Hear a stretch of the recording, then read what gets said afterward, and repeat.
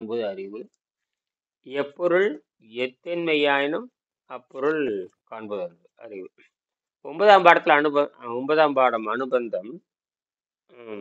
92ஆம் பக்கத்துல அட்டாங்க யோகத்தில் 2வது படியில் நியமத்தில் முதல் விதியாக அகத்தூய்மை வருகிறது. இந்த அகத்தூய்மை இல்லை என்றால் நான் ஏற்கனவே குறிப்பிட்டு உள்ளபடி சுருளிமலை யோகிகளும் சேந்தமங்கலம் சன்னியாசி கரடுகளும் பாடும்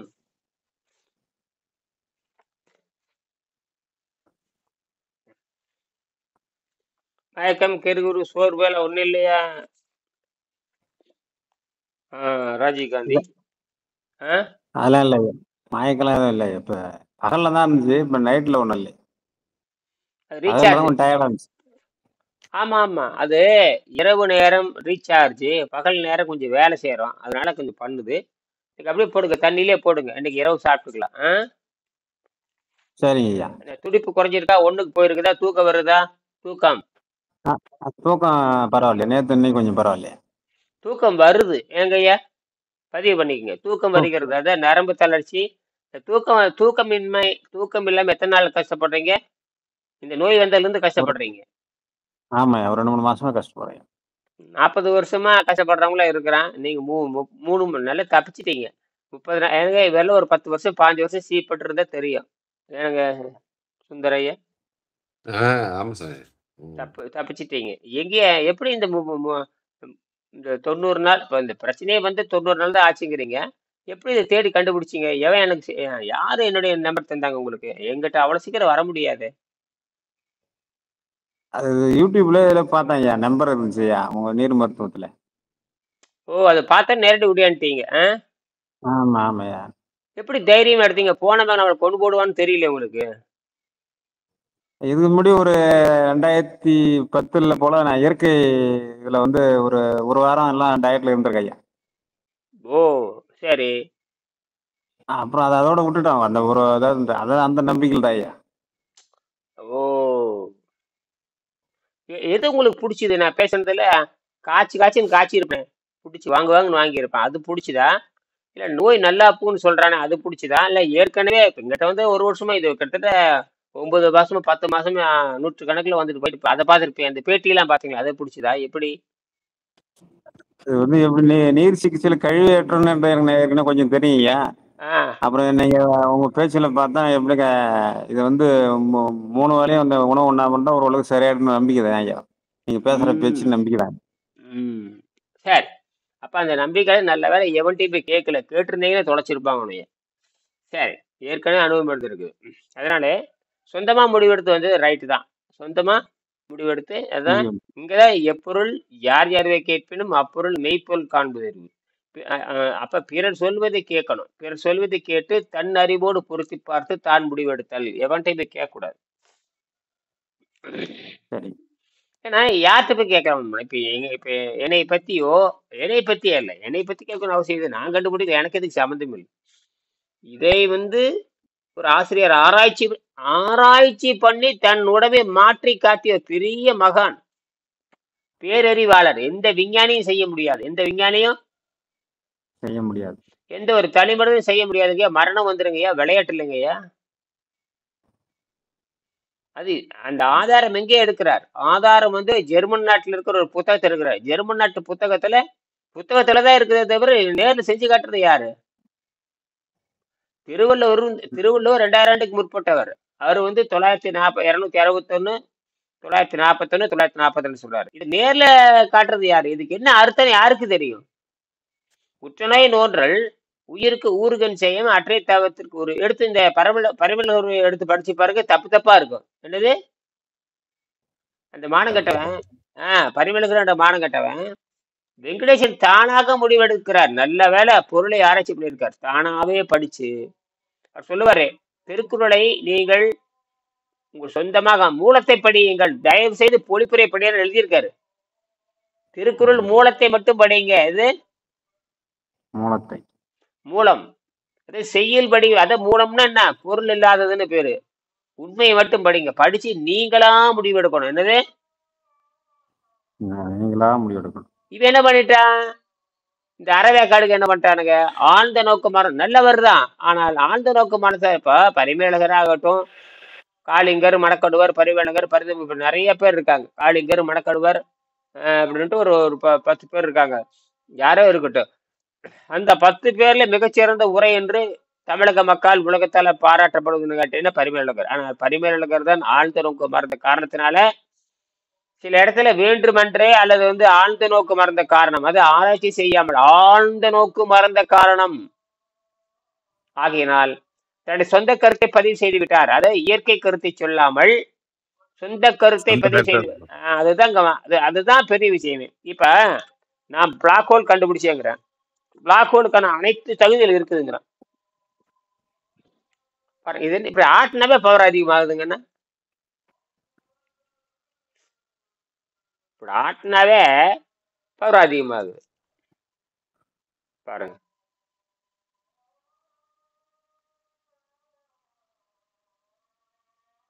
தெரியுதுங்களா? இருந்தாலே பவர் வருதுன்னு நீங்க சொல்றீங்க. ஆமா, அது வேற. ஆட்டினா பவர் அதிகமாகுது. ஆமா, ஆட்டினா பவர் அதிகமாகுது. ஆட்டாம இருந்தாலுமே பவர் இருக்குது. ஆட்டாம இருந்தா தான், ஆட்டாம இருக்கிறது தான் பவர். அது மட்டும் இல்ல, ஆட்டாம இருக்க பவர் இருக்குது. இப்ப பாத்தீங்கன்னா விடி அடிச்சுட்டே இருக்குதுங்க. என்னது, இரவு பூரா அப்பப்ப எந்திரிப்பேன், பார்த்துட்டே இருப்பேன். பார்த்தா 4.5 வோல்ட் வந்துரு, கழட்டி வச்சிருவேன். இதை கழட்டி வச்சுட்டு அரை மணி நேரம் கழிச்சு வச்சா மீண்டும் 8 வோல்ட்டுக்கு போயிருதுங்க. 8 வோல்ட் உற்பத்தி ஆகுது. 8, 7, 8 எப்படி உற்பத்தி ஆகிட்டே இருக்கு.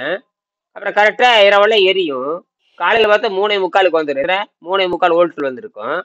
அப்புறம் இது கழட்டிடுவேன். இப்படி இது ரெண்டையும் கழட்டி கீழே வச்சுட்டு ஒரு 15 நிமிஷம் கழித்து பார்த்தோன்னு வச்சுக்க, சர்ன்னு 7 போயிருங்க. என்ன ரீசார்ஜ் ஆகுதுங்க. இன்னும் ஆச்சரியமா இருக்குது.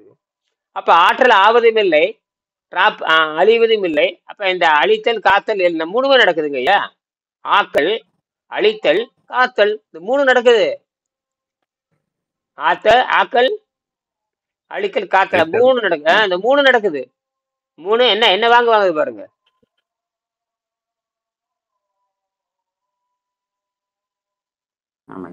மனசுல ஓடுதா? என்ன பாருங்க, இது கட்டாயம் நோபல் பரிசு உண்டுங்க ஐயா. இது உங்களுக்கு அந்த ஆர்டிக்கல் எழுதியிருக்கேன், நீங்க அனுப்புங்க. எலக்ட்ரான், நியூட்ரான், புரோட்டான், புரோட்டான், போட்டான்,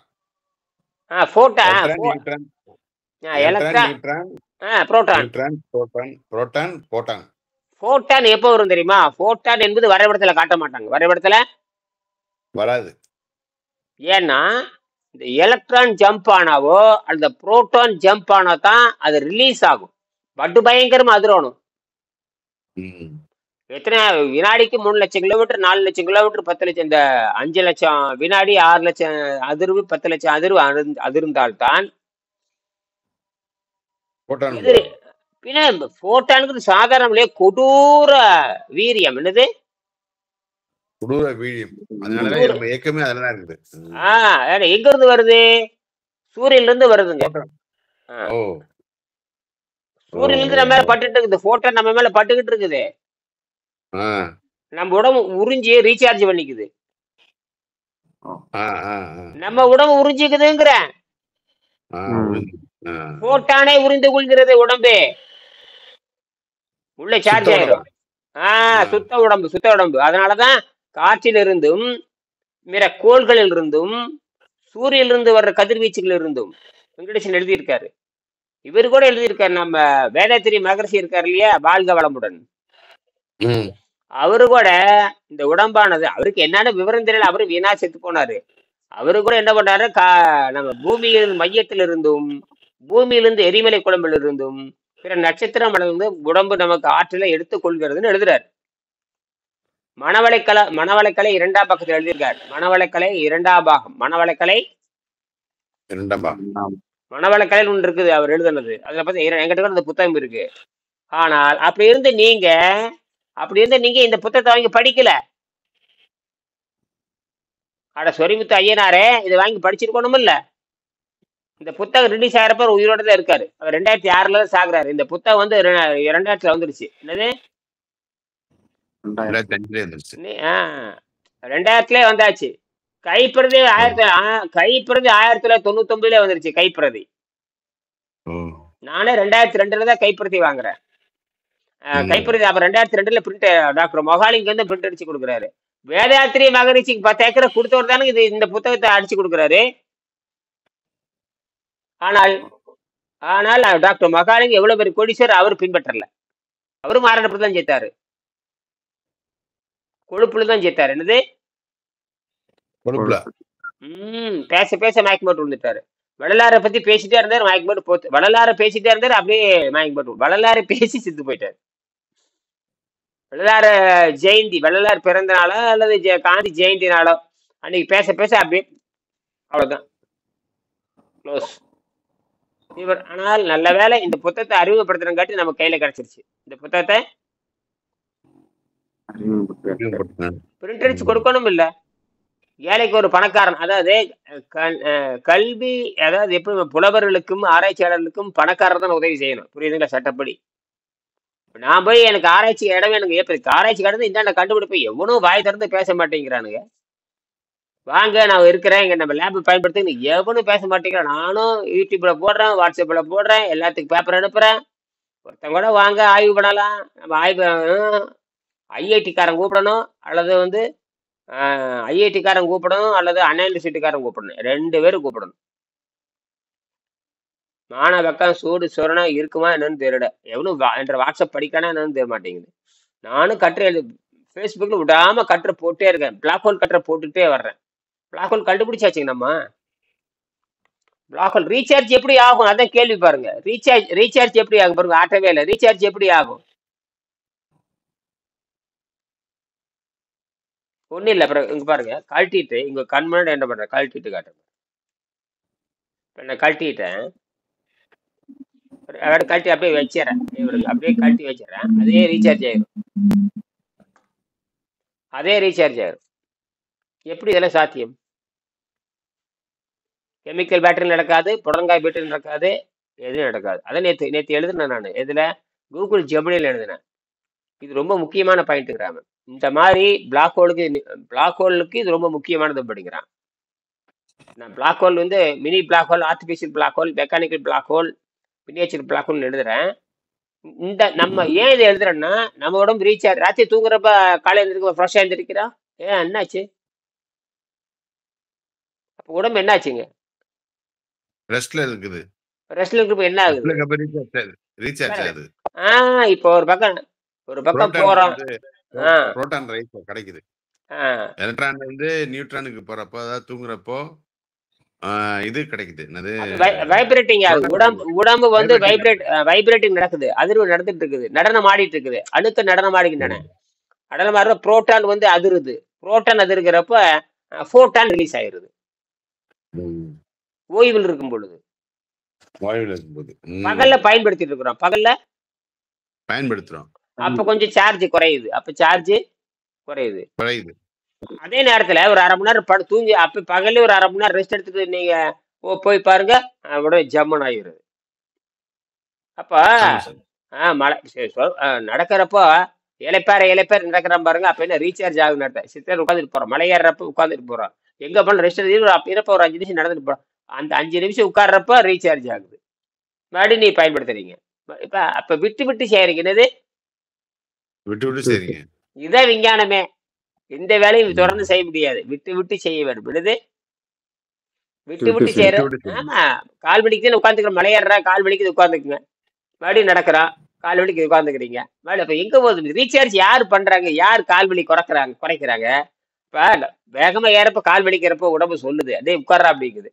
கரெக்டா உட்கார்ந்ததுக்கு அப்புறம் அந்த சார்ஜ் வந்து வலி போயிருது, கிடுகிடுன்னு நடக்கிறா. அப்ப ரீசார்ஜ் ஆகுது, போறது வர்றது. அப்போ எல்லாமே விட்டு தான். அப்ப ஆகாரத்தை கூட நீங்க விட்டு சாப்பிட்டு நீங்க தப்பிச்சுக்கலாம். நொறுக்கு வருது.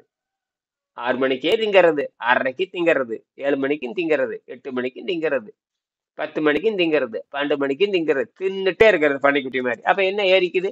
இதைத்தான் திருவள்ளுவர் இழிவறிந்து உண்பான் எழுதுறாரு. என்ன இழிவு அறிந்து உண்பான்? இழிவு அறிந்து உண்பான் என்ன அர்த்தம்? அப்ப உணவு இழிவறிந்து உண்பான். எது எது உண்பான்? தண்ணீர், நீர். இழிவு அறிந்து உண்பான். இழிவு அறிந்து உண்பான். எதை உண்பான்? இழிவுனா என்ன? இழிவுனா என்ன? இழிவுனா எல்லாம் அப்படியே ஃபுல்லா வந்து காலி ஆகி போயிடுறது. இழிவுன்னு என்ன? இழிவுன்னு என்ன? இழிவு வந்துருச்சுங்கிறான்ல, என்ன இடிச்சு பேசாத, இழிவுங்கிறான்ல, என்ன அர்த்தம் இழிவு? தெரியல சாமி. என்ன என்ன இழிவு பண்ணிட்டேன்னு சொல்றாங்கல்ல, என்னங்க இது கூட தெரியாதா? அவமானப்படுத்துறீங்க. அதைத்தான் சொல்றேன். அப்புறம் அவமானமாக திங்கிற அவமானம், அதாவது எந்த அளவுக்கு அவமானம் என்ன, கெடுதல் பண்ணிட்டான்னு அர்த்தம். அவமானம் என்னங்க? அவமானம்னா என்ன? இழிவுன்னு என்ன? அந்த முறைய வந்து அந்த இயற்கைக்கு முரணா நடக்குதுன்னு எடுத்துக்கலாம் அந்த இடத்துல. அது எப்படி வேணா வச்சுங்க. உங்களுக்கு அவமானப்படுத்திட்டா என்ன என்ன பொருள் அதுக்கு? அவமானம்னா அவமானம். உங்களுக்கு அவமானப்படுத்திட்டா என்ன பொருள்? காந்திஜி, உங்களை ஒருத்தர் அவமானப்படுத்திட்டா என்ன நினைப்பீங்க? அவமானம் கேவலமா நினைக்கிறதா? அப்படி கேவலம்னு என்ன? கேவலம்னா என்ன? மோசம்னு அர்த்தம். அப்ப இழிவை அறிந்துன்னு என்ன அர்த்தம்? கேவலத்தை அறிந்துன்னு அர்த்தம். இழிவை அறிந்து உண்பான், இழிவை அறிந்து உண்பான். அப்ப கேவலத்தை அறிந்து உண்பான் அர்த்தம். என்ன கேவலம் உங்களுக்கு வந்துருச்சு? இப்போ திங்கறதா உங்களுக்கு நல்லா தான் இருக்கு, சொகுசத்தான் இருக்கிறீங்க. அப்ப உங்களுக்கு என்ன கேவலம் வந்துச்சு? உங்களுக்கு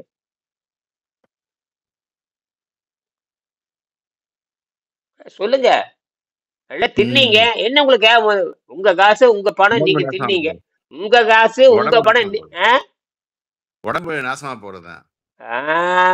இப்பதான் இவ்வளவு தூரம் சொன்னாதான் மண்டையில இருக்குதான்னு கேக்குறேன். அப்ப இந்த அளவுக்கு ஞான சூன்யமா இருந்து எப்படி? ஒண்ணுமே இல்ல. இழிவை அறிந்து உண்பான், இழிவை அறிந்து உண்பான், கேவலத்தை அறிந்து உண்பான். கேவலத்தை அறிந்து உண்பான். சரி, உங்க காசு உங்க பணம் தாங்க, உங்க பொண்டாட்டி சமைச்சு போடுது, உங்க கையில காசு இருக்குது, ஓட்டத்துல நொறுக்கு நொறுக்குறீங்க, நினைச்சதாரு திங்கிறீங்க, உங்க காசு நீங்க திங்கிறீங்க. அப்புறம் எங்க இழிவு வருது? சொல்றல, என் காசு நான் உழைக்கிறேன், நான் புட்டிங்க மாதிரி திம்பாங்கிறேன். அப்புறம் புட்டிங்க மாதிரி திம்பிட்டு ஏன்டா ஆஸ்பத்திரிக்கு போற? நிறைய பேர் 100 பேத்துக்கு இந்த ஆணவம் இருக்குதுங்க. என் காசு நான் திம்பேன், உனக்கு என்ன? என்னது நான் திம்பேன் உனக்கு என்ன? பாருங்க, நாசமா போறேன்ற தெரிஞ்சு உண்றா உண்ணாத அப்படின்றாரு.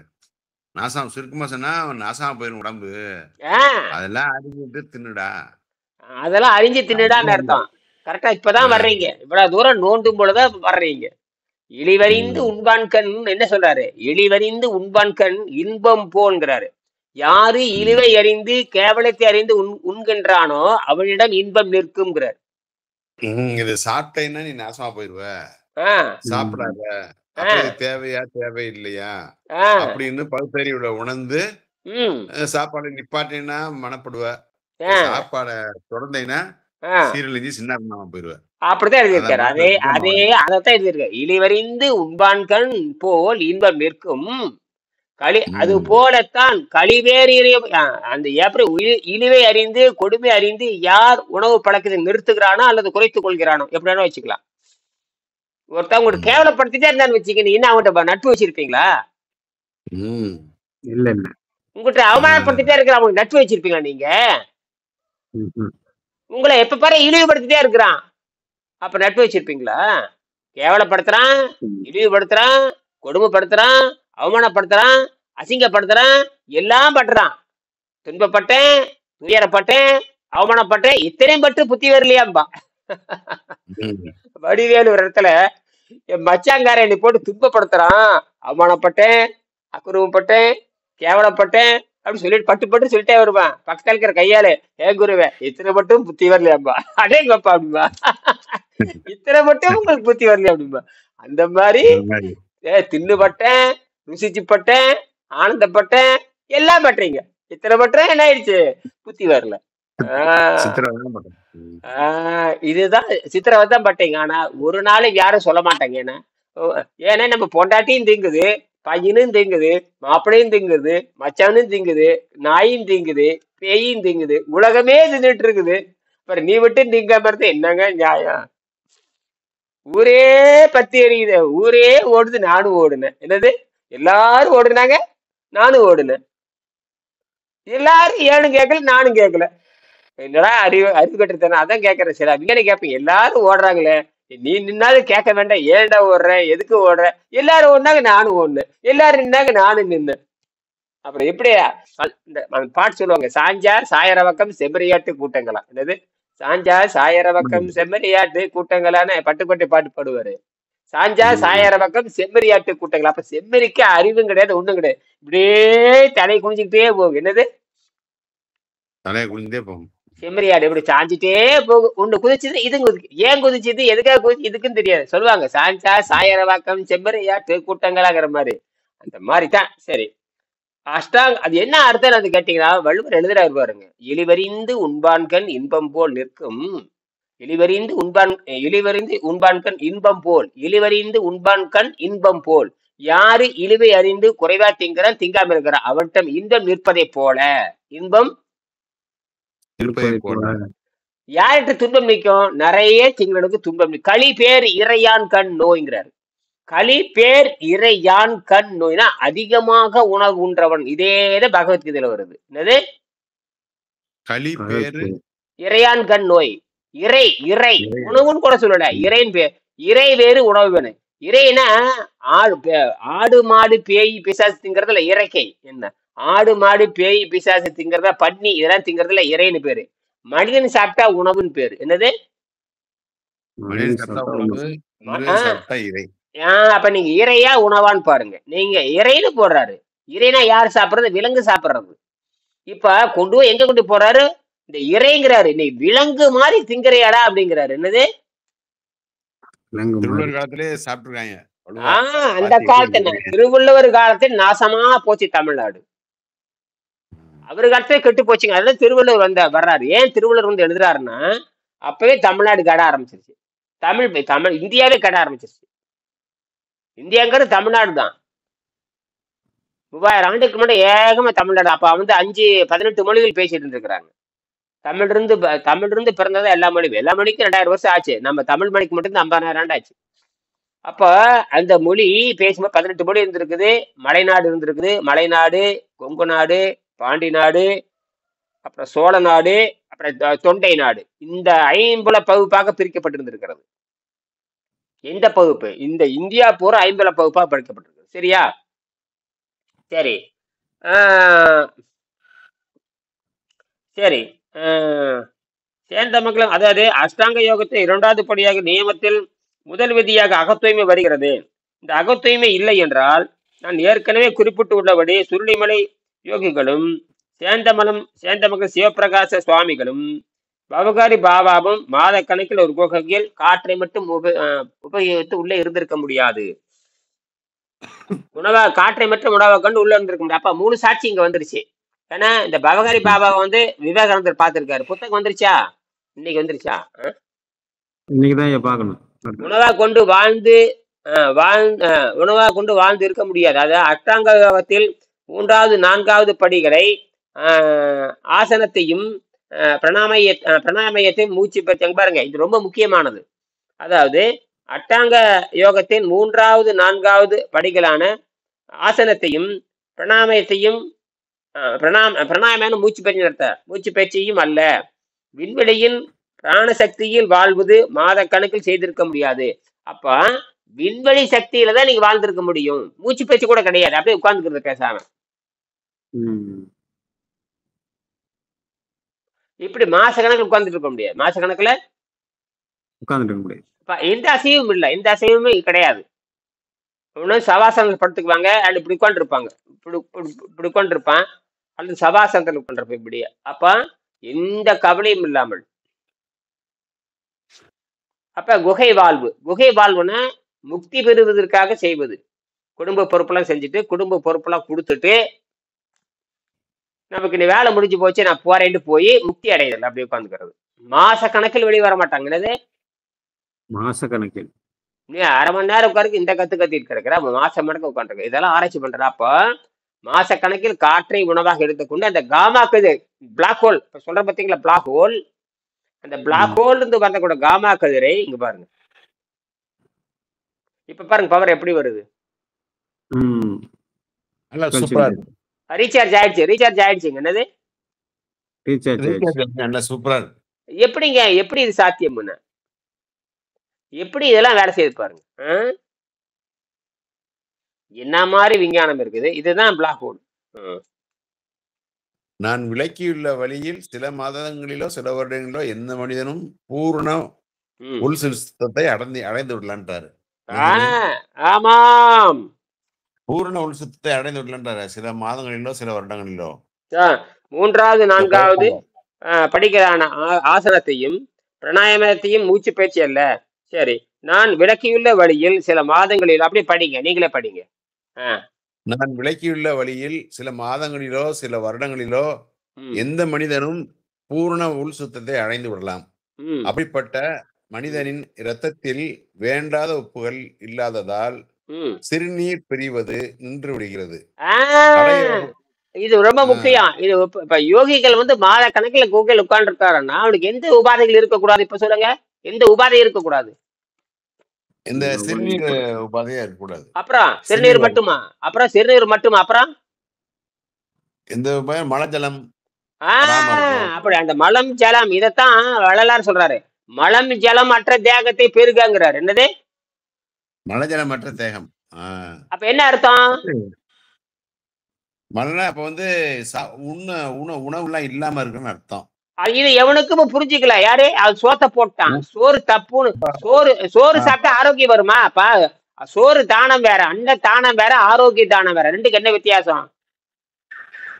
அன்னதானம்ன்றதுனா சாப்பாடு கொடுக்காம உடம்ப சுத்தப்படுத்துறது. அன்னதானம் என்பது அன்னதானம் என்பது உடம்பை கெடுப்பது. அன்னதானம் என்பது உடம்பு நோயை அன்னதானம் நோயை உண்டாக்கும். அன்னதானம் நோயை உண்டாக்கும். ஆரோக்கிய தானம் நோயை தீர்க்கும். அப்ப அன்னதானம்னா நோயை உண்டாக்குறதுன்னு அர்த்தம். என்னது? அன்னதானம்னா நோயை உண்டாக்கும்.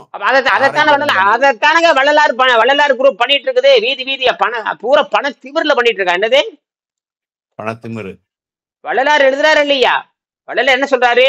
மலஜலம் மற்றத்தை பெருகு. அது மட்டுமில்ல, நோயற்ற வாழ்வு நான் வாழ வேண்டும்ங்கிறார். அப்ப ஆகாரத்திற்கும், ஆகாரம் சாப்பிட்டு ஆகாரம் தின்னீங்க, ஆரோக்கியம் கெட்டு போச்சா இல்லையா உங்களுக்கு? ஆமா. சரி, அப்ப அன்னதானம் பண்றது தப்புன்னு தெரியுதா இல்லையா? ஆமா ஆமா ஆமா. சரி, அன்னதானம் எவனோ போட்டு நீங்க என்ன பண்ணிட்டீங்க? உங்களுக்கு அன்னதானம் பண்ணிட்டீங்க. என்னது? உங்களுக்கு அன்னதானம் பண்றீங்களா இல்லையா? ஆமா.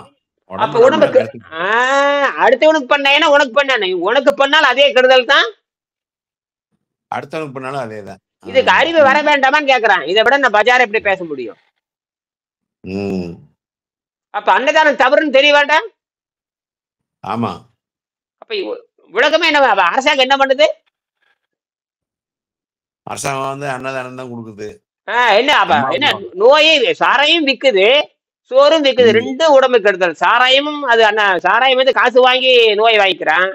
இவன் இந்த அன்னதானத்தை தின்ன நோயை வாங்கிக்கிறான். புரியுதா? அப்ப வள்ளலார் சொல்றது உண்மையா இல்லையா? வள்ளலார் சொல்றது ஆழ்ந்த நோக்கு மறந்த காரணத்துல. இனி நான் ஏன் பேசணும்? வள்ளலாரை விட நான் பெரிய அறிவாளியான்னு கேட்கிறேன். வள்ளலார் கால் தூசு கூட இனியன் போக முடியாது. வள்ளலாருடைய கால் தூசு கூட நாங்க சொல்லக்கூடாது சாமி. நான் சொல்றேன். ஆமா, நான் சொல்றேன். இப்ப வள்ளலார் மிகப்பெரிய ஞானி, அறிவாளி. அவர் நினைச்ச அப்படின்னு பாட்டு பாடிடுவாரு. நான் பாட முடியுமா? இப்படின்னா விண்வெளி பாக்குறாரு. அவர் 7ஆம் அறிவுல நினைச்சிருக்காரு. ஆமா, நான் அது சொல்றாரு. ஆமா, இப்ப நான் வள்ளலாரவே கேள்வி கேட்கிறேன். ஏயா வள்ளலாரே, நேர்ல வரட்டும். ஏயா வள்ளலாரே, உண்மையால என்னையா சொன்னீன்னு கேட்கறேன். ஏயா ஆகாரம் தின்னுதான் எனக்கு நோய் கெட்டு போச்சு. என்னட்டு வந்தவன் பூரா ஆகாரம் தின்னுட்டு வந்தவன் தான். தனக்கு ஆகாதம். அன்னதானம்னா தனக்கு தின்னுக்கிறது, அடுத்தவனுக்கு போறதுக்கு அன்னதானம். இதுல என்ன சொல்றாருன்னா, உள் சுத்தம் பண்றேன்னா இதெல்லாம் தேவையே இல்லைன்றாங்களே. ஆமா, மூச்சு பயிற்சி, விண்வெளி, பிராணசக்தி வளர்றதுலாம் அதெல்லாம் தேவையில்லைன்ற மாதிரி இருக்குது. ஆமா, மூச்சு பயிற்சி தேவையில்லை. மூச்சு பயிற்சி என்பது பாருங்க, இயமம் நியமம் ஆதனம். ஆதம்னா ஆசன பயிற்சி. 4வது பிராணாமய பயிற்சி, பிராணாயாமம் வேற ஒண்ணும் இல்லை. காற்று பயிற்சி, மூச்சு பயிற்சி அர்த்தம். காற்று பயிற்சி அல்ல, பிராணன் இருப்பிடமாக இருக்கிற ஆகாயம். என்னது? அப்ப இந்த ஆகாய சக்தியில நீங்க வாழ்றீங்க. திருவள்ளுவர் எங்கேயுமே மூச்சு பயிற்சி பத்தி பேசவே இல்லை. என்னது மூச்சு பயிற்சி பேசல. அவரு ஒண்ணு ஜீரண நிறுத்துங்கிறாரு, வாயுவை நிறுத்துங்கிறாரு. ஆமா, பசிவாயு நிறுத்தும் பொழுதே இந்த சுவாசமாயும் அடங்கிடுது. என்னது சுவாசமாயும் அடங்கிடுது அல்லது நியூட்ரலுக்கு ஆயிடுது. அப்ப எப்படி பிளாக் ஹோல் எப்படி நியூட்ரல் பண்ணுது அந்த மாதிரி தான் பிளாக் ஹோல் 3 வேலை பண்ணுதுங்க. அடிக்கவும் செய்யும், ஆக்கவும் செய்யும், காக்கவும் செய்யும். அது black hole is a creator, destroyer, defender. என்னது கிரியேட்டர், டெஸ்ட்ராயர், கிரியேட்டர், டிஃபென்சர். இந்த 3மே பண்ணுது. அதுதான், அதாவது தமிழ்ல சொல்லுவாங்க, தமிழ்ல முக்காலம் உணர்ந்தவன் 3 வகையான காக்கும் தன்மை உடையவன், ஆக்கும் தன்மை, ஆக்கல், அழித்தல், காத்தல். இந்த 3 தமிழ்ல இருக்கா இல்லையா? ஆமா சாமி. அப்ப ஒரு பொருளை ஆக்கவும் முடியும், ஒரு பொருளை அழிக்கவும் முடியும், ஒரு பொருளை காக்கவும் முடியும் மனிதனால. அப்ப வள்ளலார் விட்டுருங்க, வள்ளலாருக்கு அவ்வளவுதான் தெரியும். அதுதாங்க வள்ளலார் எல்லாத்தையும் சொல்லணும் நாம ஏன் எதிர்பார்க்கிறோம்? நீங்க என்ன உங்க மூளைக்கு என்ன வேலை? இயற்கை உங்களுக்கு அப்ப வள்ளலாருக்கு மட்டும் மூளை இருக்கான்னு கேட்டா அவர் சொன்னாரா எனக்கு மட்டும்தான் மூளை இருக்குன்னு எங்கேயாவது சொல்லியிருக்காரா? நீ அறிவை பயன்படுத்தல. நீ அறிவை பயன்படுத்தல நான் சொன்னது. இப்ப அதனாலதான் ஓடிட்டாரு. அவர்தான் இப்படி கூட சொல்லுவாங்க, சுத்தப்படுத்தல இப்படி கூட சொல்லுவாங்க. வள்ளலாரு சொல்லி சொல்லி பார்த்தாரு, எவனும் கேட்கல, அதனால அவர் பாய சுருட்டிட்டு போயிட்டாரு அப்படிம்பாங்க. சில பேர் அப்படிலாம் சொல்லுவாங்க, புரியுதா? அதாவது கடைவிரித்தேன் கொள்வார் இல்லை. கடைவிரித்தேன் என்ன? என்னுடைய கடையை நான் சொல்லுகின்ற செய்திகளை யாரும் உள்வாங்கவில்லை, ஆகையினால் நான் கடையை சுட்டி கொண்டேன், அல்ல கடையை சாத்தி விட்டேன். வாங்குற காலையில கடை சாத்திட்டு போக வேண்டியதானுங்க. நல்லா பிசினஸ் நடந்துட்டு இருந்தா கடை திறந்து வைப்பான். ஈ கூட வரமாட்டேங்குது. என்ன காக்காய் சொல்றாங்கல்ல, காலையில கடந்து ஒரு நாய் கூட வரலையும்பா. எதுக்கு வர்றான்? எனக்கு நல்லா இருந்தா வருவான். அப்ப வள்ளலார் சொல்வதை யாரும் ஏற்கலன்னு தெரிஞ்சு போச்சு. வள்ளலார் சொல்வதை யாரும் ஏற்கவில்லை. எவனுக்கும் பிடிக்கல. அவர் மறைந்த பிறகு சோறு போடுறாரு. அவரு சொல்றாரு, வளஜல மட்டம் பெருக்கம் பெற வேண்டும், நோயற்ற வாழ்வு வாழ வேண்டும். சரி, நோயற்ற வாழ்வுன்னா என்னங்க? நோயற்ற வாழ்வுனா என்ன சொல்லுங்க? ஏன் உங்களுக்கு இப்ப நல்ல தண்ணி 3 வேளை நொறுங்க தின்னீங்களா, ஏன் நோய் வந்துச்சு? நோயற்ற வாழ்வுனா உணவு இல்லாமல் வாழணும். உணவு இல்லாமல் வாழணும் அடிப்படையா பார்த்தா அது உணவு இல்லாமல் வாழணும். நோயற்ற வாழ்வுனா உடம்புக்கு எந்த நோயும் இல்லாமல், துன்பம் துயரம் இல்லாம வாழணும் அர்த்தம். சரி, நல்ல ஆகாரம் தின்னீங்க, அப்படியே அதுக்கு நோய் வந்துச்சு? திருப்பி அங்க கேக்குறேன். அப்ப ஆகாரம் என்பது நோயை உண்டாக்குதுன்னு ஏன் புரியலன்னு கேக்குறேன். அன்னதானம் போடுற முண்டங்கள், அன்னதானம் போடுகின்ற முண்டங்களை பார்த்து நான் கேக்குறேன். அன்னதானம் இதை விட நான் கொடுமையா பேச முடியாதுங்க. கவனம் வைக்க விழிப்புணர்வு இல்ல மொத்தத்துல. எப்பதான் விழிப்புணர்வு வரும் நான் கேக்குறேன். ஐயா 3000 வருஷமா 4000 வருஷமா திருவள்ளுவர் சொல்லிட்டு இருக்காரு, நீங்க அன்னதானத்துக்கு ஆரோக்கியத்துக்கு சம்பந்தம் இல்லைன்னு எழுதியாச்சு. ஆரோக்கியத்திற்கும் ஆகாரத்துக்கும் சம்பந்தம் இல்ல, அன்னதானத்துக்கும் ஆரோக்கியத்துக்கு சம்பந்தம் இல்ல, மலைஜலம் அற்ற தேகம் பெற வேண்டும் வள்ளலார் சொல்றதுக்கு பொருள் எல்லாம் போச்சு, நோயற்ற வாழ்வு வாழ வேண்டும் என்பதற்கும் பொருள் இல்லாமல் போய்விட்டது. என்னது மந்த புத்திர 5ஆம் அறிவில் வாழ்ந்துட்டு இருக்க மனுஷன். அப்படி சொல்லுங்க. 5ஆம் அறிவில் வாழ்ந்துட்டு இருக்கிறீங்க, தின்னு தினவெடுத்து நாக்குருசிலே உட்காந்து செத்துட்டு இருக்கிறீங்கன்னு அர்த்தம். என்னது அதான் உண்மை. மந்த மனம் 5ஆம் அறிவு.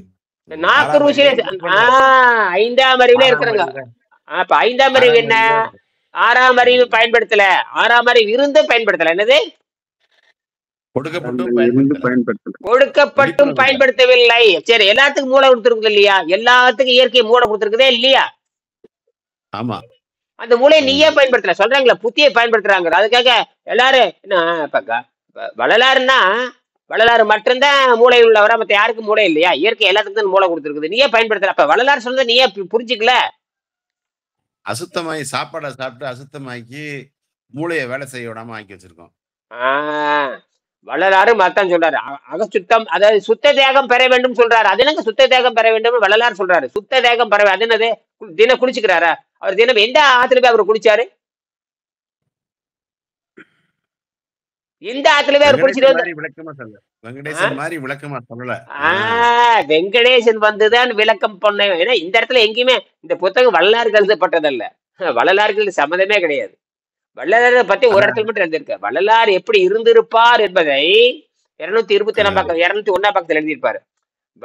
வள்ளலார் என்ன சொன்னார் என்பதை நாம் இதன் மூலம் புரிந்து கொள்ள முடியும். இப்ப நான் வள்ளலாரை பார்த்ததில்ல, யாரும் பார்த்ததில்ல. ஆனா கதை விட்டுட்டு இருக்கிறோம் ஆளுக்காரு. என்ன வள்ளலார் அப்படி இருந்தார் இப்படி இருந்தா, ஏங்க அவர் என்ன ஆனார்னு யாருக்குமே தெரியாது. ஆனா மிகப்பெரிய உயர்நிலைக்கு அடைந்திருக்கிறார். அவர் உடல் தேகம் இல்லை, அந்த இடத்துல தேகம் இல்லை. அவர் எங்க மறைஞ்சாரோ அந்த இடத்துல தேகம் இல்லை. அவர் ஒன்னா எலும்பு மாதிரி கிடைச்சிருக்கணும், எலும்பு துணும்பா கிடைச்சிருக்கணும், அல்லது சுட்ட சாம்பல் கிடைச்சிருக்கணும். எதுவுமே வள்ளலாரோட தேகம் கிடைக்கலையாங்க. அதே மாதிரி ஏசுநாதருக்கும் தேகம் இல்லையே. அப்ப வானத்துல மறைச்சிட்டாங்களா, காத்த பிரபஞ்சத்துல மறைச்சிட்டாங்களா, உடலே மறைச்சிட்டாங்களே, மொத்த உடலையும். அப்ப என்ன, அதுதான் இங்க வந்து gamma radiation, gamma frequency, gamma radiation, gamma friction வந்து இந்த ஃப்ரீக்வன்சி, காமா ஃப்ரீக்வன்சி அதிர்வு கோடி. அப்ப அவர் என்ன பண்ணிருப்பாருன்னா வள்ளலாரு தன்னுடைய ஆட்டம் வந்து ஒரு வினாடிக்கு 1 கோடி தடவை அதிர்வு வச்சிருப்பாரு. அப்ப அப்படியே காணா போயிட்டாரு. அப்படியே அதுதான் நடந்தது. ஆமா, ஆட்டம் வந்து 1 லட்சம் 3 லட்சம் 1 லட்சம் டைம் சாதாரண மனுஷனுக்கு ஆமா 1 கோடி தடவை நடந்திருக்கு. 1 கோடி நம்ம உடம்பே வந்து நம்ம உடம்பு 1 கோடி தடவை அறுந்துட்டா இருக்கு. அது கூர்ந்து கவனிச்சு ஹீட் உண்டாக்கி என்னமோ நடந்திருக்குது அவரு. அதனால வந்து அந்த காமா கதிர்களை பயன்படுத்தி கொண்டு போது பசி தாக்கம் போயிடும். அப்ப பசி வர்றப்ப மூச்சு இழுத்திருப்பாரு அவரு. மூச்சு இழுத்து வயிற்றுல நிரப்பியிருப்பாரு. மூச்சு இழுத்து அவன் வெளியே நிறுத்திருப்பாரு, அல்ல உள்ள வெளியிலே நிறுத்திருப்பாரு. மூச்சை வெளி நிறுத்தினா தான் மூச்சை வெளி நிறுத்த சிந்தனை நிற்கும். மூச்சை இப்ப நீங்க நிறுத்தி பாருங்க, சிந்தனை நிற்கும். அதான் மூச்சை வெளியே நிறுத்துங்கிறத. வெளியே நிறுத்தி பழகணும். உங்களுக்கு சிந்தனை வந்துகிட்டே இருந்ததுன்னா மூச்சை வெளியே நிறுத்தி பழகணும். மூச்சை வெளியே நிறுத்தி பழகணும். அப்படி மூச்சை வெளியே நிறுத்தி பழகணும். மூச்சை சிந்தனைங்கிறது தேவையற்றது. நல்ல சிந்தனை இருக்கணும். நீ கண்டதெல்லாம் சிந்திய காப்படிச்சு போடணும், ரோடு அடிச்சு போடணும், மாடி வீடு கட்டணும், இப்படி எல்லாம் கற்பனை பண்ணிட்டு இருந்தீங்கன்னா ஆரோக்கியம் சிந்தனை வராது. மூச்சை வெளியே வச்சு நிப்பாட்டினோம்னா சிந்தனை வந்து கூடுமா சாமி? சிந்தனை வராது. சிந்தனை வராது. என்ன ஓட்டத்தை நல்ல பாயிண்ட். அதாவது என்ன ஓட்டத்தை நிப்பாட்டுன்றீங்க. ஆமா, என்ன ஓட்டத்தை நின்று போயிரு. நீ நிறுத்தி பாருங்க என்ன ஓட்டம். நமக்கு வந்து நம்ம நாசமா போற காரணமே என்ன ஓட்டம் தான்.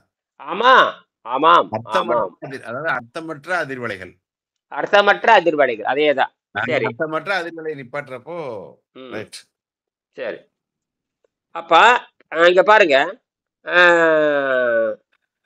அது பாருங்க, நான் விளக்கியுள்ள வழியில் சில மாதங்களிலோ சில வருடங்களிலோ எந்த மனிதனும், சில மாதங்களிலோ அல்லது சில வருடங்களிலோ எந்த மனிதனும் பூரண உள்சுத்தத்தை அடைந்து விடலாம். அப்படிப்பட்ட மனிதர்கள் இரத்தத்தில் வேண்டாத உப்புகள் இல்லாததால் சிறுநீர் பிரிவது நின்று விடுகிறது.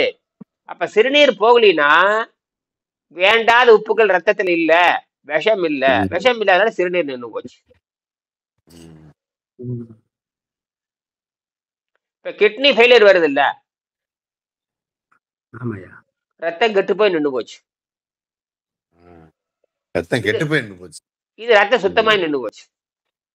ரெண்டுக்கு தான் வித்தியாசம். அவன் செத்து போயிடுவான், நீ யோகி ஆகுவ. எப்படி என்கிட்ட ஒருத்தர் நேத்து போன் தொலைபேசி பண்ணார், வயசு 71.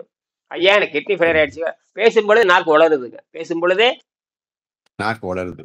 ஏன்னா ரத்தம் கெட்டு போச்சுன்னா பிரைன் முதல் அவுட் ஆயிரும். ரத்தம் கெட்டு போனவ முதல்ல பாதிக்கிறது மூளையும் நரம்புல தான் பாதிக்கும்.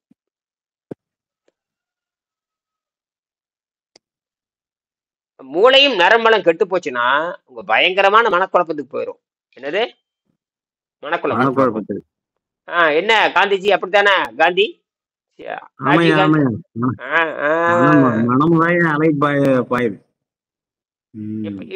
இப்ப எப்படி இருக்கு உங்களுக்கு? ஒரு வாரமா சீரா இருக்கு. மனக்குழப்பம் நீங்கி வருது. என்னங்க இது சாதாரண விஷயமா? ஒரு பையன் சொன்னீங்களா ஐயா, மூச்சை நிறுத்தி பாருன்னா சிந்தனை ஓட மாட்டேன். கரெக்ட் தான், செஞ்சு பார்த்தேன். மூச்சை நிறுத்தினீங்கன்னா, அதான் ஒரு நாளைக்கு 15 நிமிஷம் நிறுத்தி பழகுன்னு சொல்றேன். ஒரு நாளைக்கு 15 நிமிஷம் வெளி நிறுத்துறது வந்து கிட்டத்தட்ட 1/2 நிமிஷம் வெளி நிறுத்தி பழகணும். சுவாசம் வந்து உள்ள 15 வினாடி இழுக்கணும். வெளிய விடுறது 30 வினாடி வெளிய விடணும். 60 வினாடியில் நிறுத்தணும். இதுதான் 1 நிமிட கணக்கு. இத உயிர் கால காட்டி. உயிர் காட்டி. இதை கண்டுபிடிச்சவர் யாருன்னு கேட்டா திருமூலர் தான் கண்டுபிடிச்சார். 15 செகண்ட் உள்ள இழுக்கணும், 30 செகண்ட் உள்ள வச்சிருக்கணும், வெளியே விடணும். 15 செகண்ட் உள்ள இழுக்கணும், 30 செகண்ட் வெளியே விடணும், 60 செகண்ட் நிப்பாட்டணும். வெளியவே நிறுத்திடணும். வெளியே சாதாரண 20 தாங்குது இல்லையே. 30 அதுக்கு பேரு உள்மூச்சு. உள்ள இழுத்தா உள்மூச்சு, வெளிவிட்ட வெளிமூச்சு, நிறுத்தம்னா வெளி நிறுத்தம். வெங்கடேசன் அழகா எழுதியிருப்பாரு. 16 வினாடி உள்மூச்சு செய்து 32 வினாடி வெளிமூச்சு செய்து 64 வினாடி வெளியே நிறுத்த வேண்டும். இதுதான் இதுக்கு பேர் வெளி கும்பகம்னு பேரு. External dumping, internal dumping, external dumping. டம்ப்னா நிறுத்துறது, வெளியே நிறுத்துறது, டம்ப் பண்றது. எக்ஸ்டர்னல் வெளியே நிறுத்தி பழகுதல் அப்படின்னு அர்த்தம். என்னது? அப்படி செஞ்சு பாருங்க, உடம்பு என்னமாக பாருங்க. அப்படி சொர்ரு சூடு ஏறும். என்னது? சூடு பயங்கரம் ஏறும். சூடு ஏறி விட்டா மட்டும் வேத்து கொட்டும். எல்லா விஷமும் போயிரும். எல்லா விஷமும் அதாவது 16, 32, 64 அதான் கணக்கு. அதுதான் உயிர் காலங்காட்டி. அது உயிர் கண்ணாடின்னு பேரு. உயிர் காலங்காட்டி. இதை கண்டுபிடிச்சவரை யாரும் காட்டி உயிர் காலங்காட்டி. உயிர் இப்படித்தான் இயங்குது. 64 வினாடி எவ்வளவு. இவன் மெக்கானிக்ல வந்து 60 வினாடிமா, மெக்கானிக்கல்ல வந்து 60 செகண்டுமா. அப்ப நீங்க சொல்றது பாக்குறப்போ இதுல வந்து ஒருத்தனுக்கு சாதாரணமா செய்யலைன்னா அவன் வந்து ரத்தத்தை அசிங்கப்பட்டிருக்கான்னு அர்த்தம். சாப்பாடு சாப்பிட்டு கண்டுபிடிச்சிடலாம். இந்த மாதிரி நீ பண்ணி பாக்க. அப்ப நீங்க என்ன பண்றீங்கன்னா வெளியே வந்து அப்படி பண்ணி பாருங்க. நீங்க அதுல பாதியாவது செஞ்சு பார்க்கலாம். பாதியாவது யோசிச்சேன். 60 வினாடி நிறுத்த சொல்றாருடா, நீங்க 30 வினாடி நிறுத்தலாம். 20 வினாடியில் தாராளமா நிறுத்தலாம். குழந்தை புள்ள செய்யும். அப்படியே கூட்டிட்டே போனீங்க. 16, 8, 11 இது மட்டும் போதும். அப்புறம் மெல்ல 16, 32 கடைசியில 16, 32, 64 போயிடணும். அதான் ஃபைனல். உள்மூச்சு 16, வெளிமூச்சு 32, வெளி நிறுத்தம் 64. இதுதான் கணக்கு. இதுதான் உயிரோட்டத்தில் இருக்கிற கால கண்ணாடி. இதுல இருக்கிற இது டைமிங். இதுதான் உயிரோட்டத்தில் இருக்கிற டைமிங். இது ஒரிஜினல் டைமிங். 1:2:4 வருதுன்னு நினைக்கிறேன். ஆமா, கரெக்ட் தான். அதேதான். நீங்க காரக்கணக்கு போடுறீங்களா? நீங்க 1:7, 1:6 போடுற மாதிரி. அதேதான் காங்கிரீட் கலர். 1:2:4, 1:2:4. ஆமா, டபுள் பெருகுது பாருங்க. பெருக்கம். அருமை. ஆக நீங்கள் இங்குதான் அந்த இதைத்தான் திருமூலர் வந்து இந்த சுவாச பயிற்சி கண்டுபிடிச்சாரு. அவர் தான் எழுதினாரு.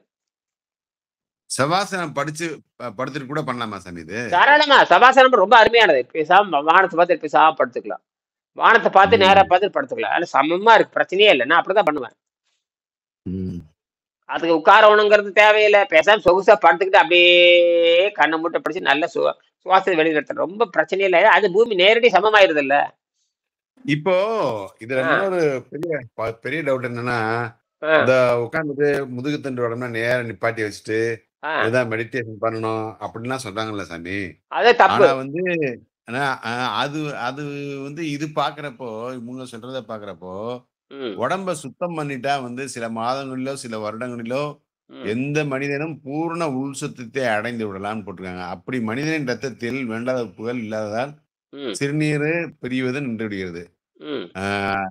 அதாவது அது வந்து இதெல்லாம் என்ன தோணுதுன்னா வந்து அதாவது என்ன சொல்றாருன்னா, ஹடயோக முறையான பஸ்தியினாலோ அல்லது வேறு உபாயங்களாலோ பெருங்குடலை பூரணமாக சுத்தம் செய்து விட முடியும். இந்த நிலையில் உள்ள மனிதன் விண்வெளியின் பிராணசக்தியிலேயே வாழ்கிறான். அப்போ வந்து பிராணசக்தியிலே வாழ்றானா நம்ம இது பெருசா நம்ம எதுவும் செஞ்சுக்கணும்ன்ற ஒரு இதே இல்லைன்னு. மூச்சு பயிற்சி தேவையில்லைன்னு அர்த்தம்.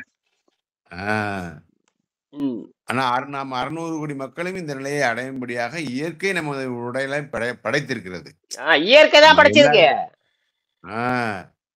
நாம் தான் தவறான கல்வி முறையினால் கடந்த 200 வருடங்களில் ஒரு தலை சிறந்த கலையை இழந்து நிற்கிறோம். அப்ப இது எப்படி வெள்ளைக்கார சிறா மண்ணா? இந்த வெள்ளைக்கார நாசமா போன கலை தான் இது.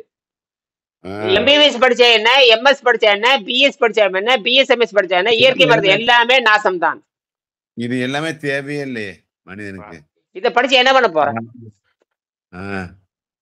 அது இவரு நம்ம சிவபெருமானு ஒரு தடவை சொல்றாரு, ஆ, அது இந்த தேவி காலத்துல ஞானசார விசாரப்படலைன்னு ஒரு இது ஆ, இதுல அந்த தேவிக்கு சொல்றாரு. என்ன சொல்றாருன்னா, ம். தன்னை பார்க்கும் தொழிலை விட்டு பிற தொழில் அனைத்தும் குற்றம்ங்கிறாரு.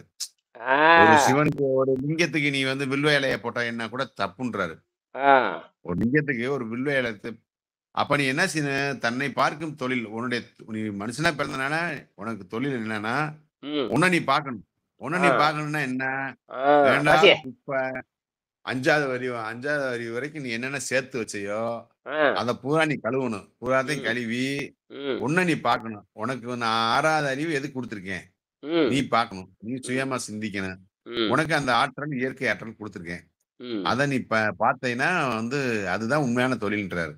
ம், மனுஷனா பிறந்தான்னா, ம், தன்னை சுத்தப்படுத்தி இதுவரைக்கும் வாழ்ந்த வாழ்க்கைய வந்து மேம்படுத்தி பார்த்து, ம், சுத்தப்படுத்தி, ம். அப்புறம் அடுத்த நிலைக்கு நீ போறதுக்கு அத பயன்படுத்திக்கலாம்.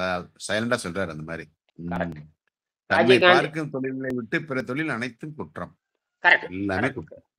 நிறுத்திக்கலாம். இதைத்தான் நாம சரி, இதைத்தான் நான் இன்னைக்கு சாயங்காலம் முட்டைக்கோஸ் பொரியல் வச்சு சாப்பிடுங்க. நிறைய முட்டைக்கோஸ் போட்டு ம். நல்லா வணக்கி, நிறைய முட்டைக்கோஸ் ம். வச்சு கடலப்பருப்பு நல்லா எண்ணெய் நிறைய ஊத்துங்க. எண்ணெய் நிறைய ஊத்து, கடலப்பருப்பு உளுந்து போட்டு உப்பு காரம் கம்மியா போட்டு ஒரு சப்பாத்தி வைக்கிறது. ஒரு சப்பாத்தி ஒரு வச்சு 1/2 சப்பாத்தி. கிலோ முட்டைக்கோஸ் சாப்பிடுங்க. 1/2 கிலோ முட்டைக்கோஸ் நல்லா வணக்கி வெங்காயம் போட்டுக்கலாம், பச்சை மிளகாய் போட்டுக்கலாம், தக்காளி போட்டுக்கலாம், போட்டு நல்லா வணக்கி அப்புறம் சாப்பிடும்பொழுது எலுமிச்சை பழத்தை புழிஞ்சு சுவையா சாப்பிடுங்க. பக்கத்துல ஊறுகாய் வச்சுங்க. சரிங்க. தக்காளி ஊறுகாய், பூண்டு ஊறுகாய், எலுமிச்சை ஏதோ ஒரு ஊறுகாய் நல்லா சுவையா சாப்பிட்டு முடிச்சுங்க. மறுபடியும் நம்ம 10 மணிக்கு பேசலாம். சரியா? நன்றி. நன்றி சாமி, நன்றி சாமி. சாமி பாப்பா ஊருக்கு போயிட்டாங்களா? இல்ல இல்ல இப்ப மதுரையில தான் இருக்காங்க. போன்ல பேசுங்க நீங்க. எப்ப ஊருக்கு கேட்கவா? சரி ஆமா, சரி நீங்க கேளுங்க. மதுரையில தான் இருக்காங்க. சரி சார், சரி சார், சரி. நன்றி சாமி. நன்றி, நன்றி, நன்றி. அனைமா அக்டோபர் 10க்குள்ளேங்க ஐயா. ஓ அப்படியா சாமி? சரி சாமி, சரி சாமி. ம். ஓ நம்ம சந்திப்போம். ஒன்னா நன்றி. மதுரையா இருந்தா மதுரை விமான நிலையத்துக்கு போலாம். சரியா? ம். அண்ணமா மதுரையில தான் மதுரையில திருச்சி, மதுரை அல்லது திருச்சி ம். விமானம் ஏறுவது. சரியா? பாப்போம். ம். ம்.